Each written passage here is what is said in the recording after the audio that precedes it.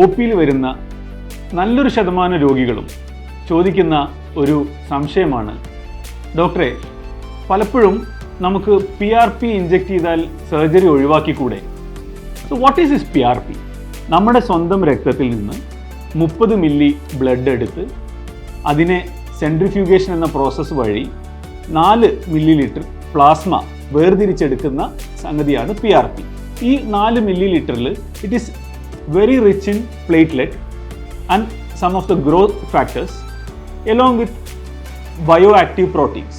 അപ്പോൾ ഇത് osteoarthritis ആവട്ടെ, ടെന്നീസ് എൽബോ ആവട്ടെ, പ്ലാന്റാർ ഫേഷ്യാറ്റിസ് ആവട്ടെ, ഷോൾഡറിൽ പാർഷ്യൽ റൊട്ടേറ്റർ കഫ് ഡീജനറേഷൻസ് ആവട്ടെ, ഇത്തരം കണ്ടീഷൻസിൽ നമ്മൾ PRP ഇഞ്ചെക്ട് ചെയ്യുമ്പോൾ ഒരു പരിധിവരെ അവിടുത്തെ ഇൻഫ്ലമേഷൻ കുറയ്ക്കുന്നതിലും ഹീലിംഗ് പ്രൊമോട്ട് ചെയ്യുന്നതിലും സഹായിക്കുന്നു.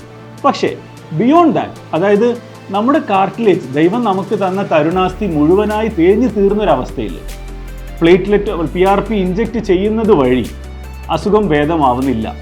ഒരു സ്റ്റേജ് വരെ PRP ഡെഫിനറ്റ്ലി ഹെൽപ്ഫുൾ ആണ്, but it is never an alternate to surgical modalities of management. Thank you.